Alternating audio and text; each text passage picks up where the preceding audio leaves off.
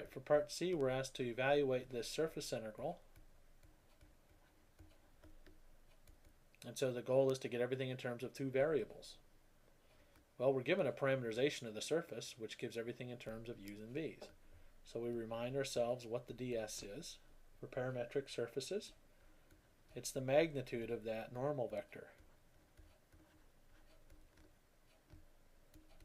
In this case, that was 2 u squared cosine v, 2 u squared sine v, u.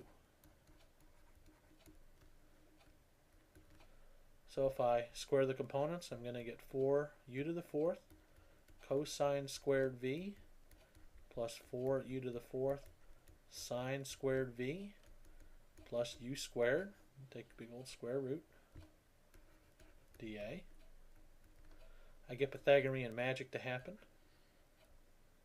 I get 4u squared, 4u to the fourth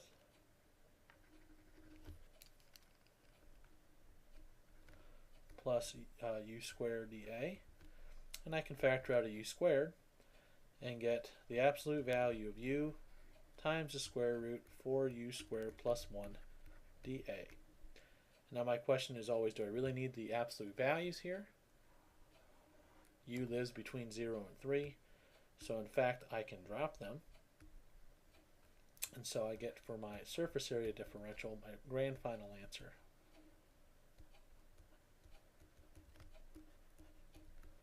There's that.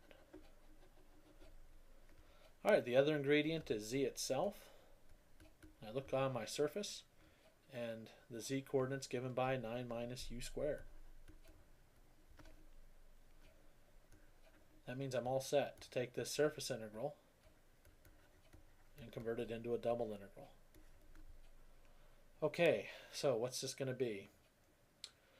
Well, if I'm looking over the region in the UV plane that I'm integrating over, they're constant bounds, u from 0 to 3, v from 0 to 2 pi.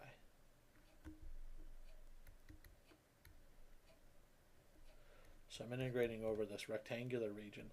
So the order of integration doesn't matter. We'll go 0 to 2 pi and 0 to 3 because that reminds us of polar coordinates, which, spoiler alert, that's really what this is. I substitute into z, 9 minus u squared times the dA, u square root 4u squared plus 1. This would be du dv. Alright, so once again, this was the z, and that was the ds. Now the question is, how do we handle this kind of animal? Well, the first thing we can notice about this integral is that nothing in here at all, not even the limits of integration, have anything to do with v. So I can go ahead and move the dv over, integrate that, and get 2 pi. But we're still stuck with what to do with the rest of this mess.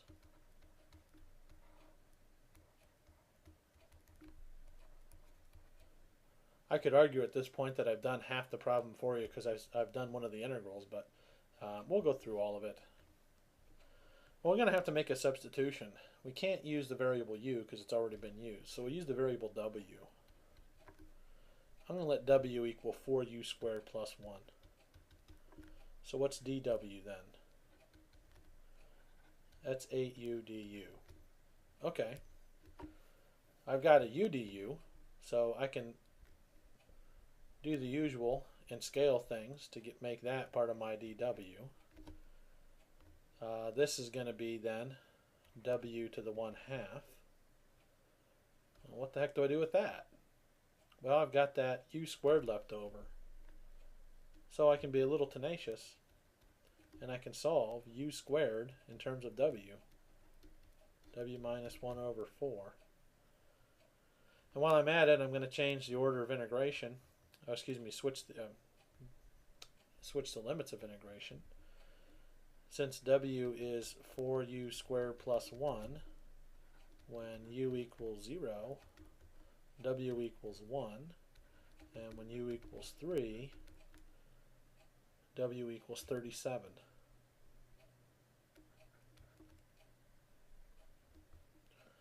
Alright, so how's this whole thing shake down?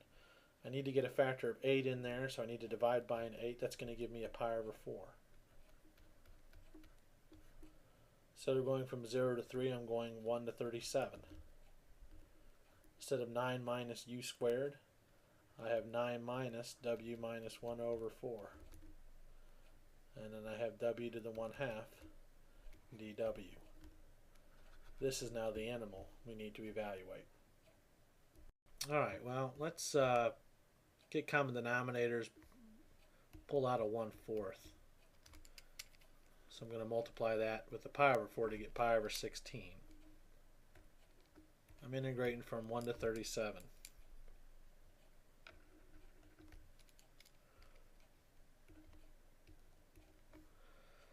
Now, that's going to be 36 plus 1, which is 37. W to the 1/2, multiply that through, minus w to the 3/2 dw. So all I did is multiply, get a common denominator, 36 over 4. 36 minus w plus 1 is 37 37 minus w. Took the 4th out, did the w to the 1/2 through it. Get that. Pi over 16. This is a Calc 1 integral. W to the 3/2 times 2/3. So I'm going to have 37 times 2, 74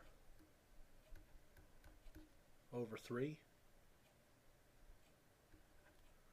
W to the 2/3 minus, that's going to be w to the 5/2 times 2/5. From w equal 1, w equal 37. I get pi over 16 times 74/3. That's not w, that's w to the 3/2. I might have said it, but I wrote it wrong.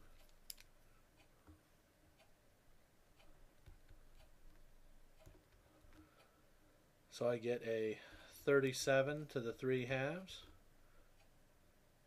minus 2/5 times 37 to the 5/2 minus pi over 16 times, plug in 1, 74/3 minus 2/5.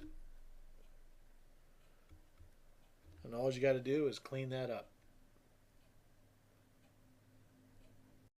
And after you go through all the common denominator nonsense, you're going to get pi over 60 times the quantity 1369 radical 37 minus 91. So that'll do it for quiz 20.